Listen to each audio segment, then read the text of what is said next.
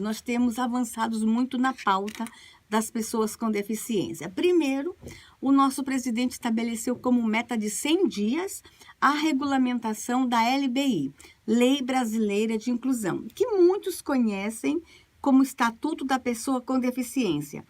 Essa lei, pasme, ela demorou 14 anos para ser aprovada no Congresso Nacional. Uma briga lá nos bastidores de 14 anos. E eu estava lá como assessora, né? Então, eu participei de todo esse debate da construção da lei.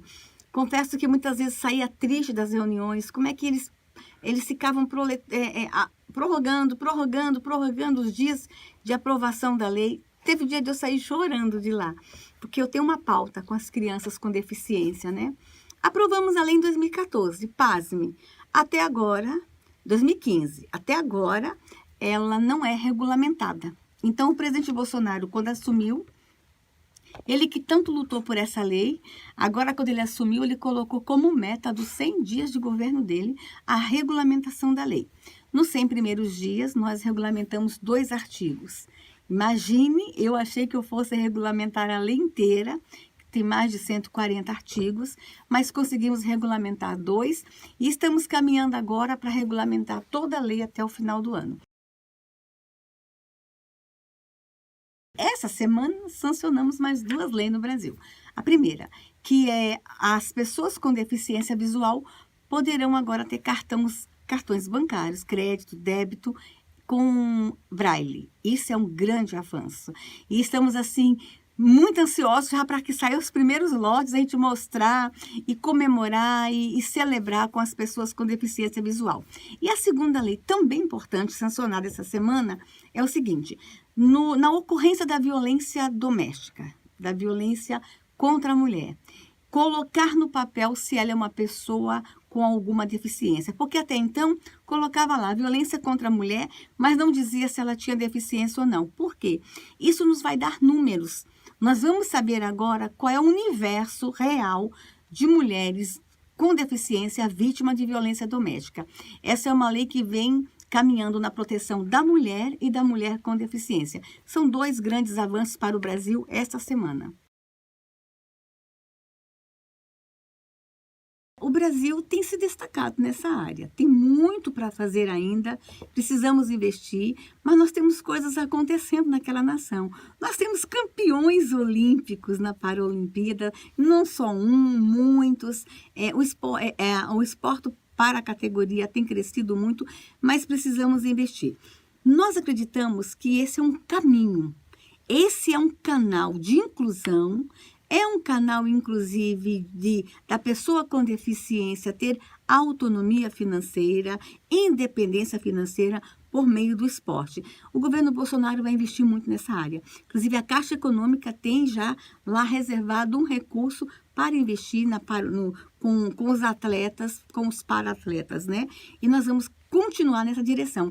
E temos aí o reforço do senador Romário. O senador Romário, ele é um ícone nas 2 áreas, no esporte e com as pessoas com deficiência, né? Os países compartilham dos mesmos desafios, né? O maior desafio agora é a acessibilidade, e essa conferência veio com o tema da conscientização. E a gente volta com essa motivação da gente trabalhar mais a conscientização. E eu tive várias reuniões bilaterais hoje, e foi muito interessante as reuniões, essas trocas das boas práticas. Eu volto para o Brasil dizendo o seguinte: nós temos muito que avançar, mas tem países muito na frente da gente, mas tem países que também estão lá atrás. É um desafio mundial. É um desafio de todos os países, a inclusão, o respeito e a proteção dos direitos das pessoas com deficiência. É claro que a nossa nação, ela é diferente.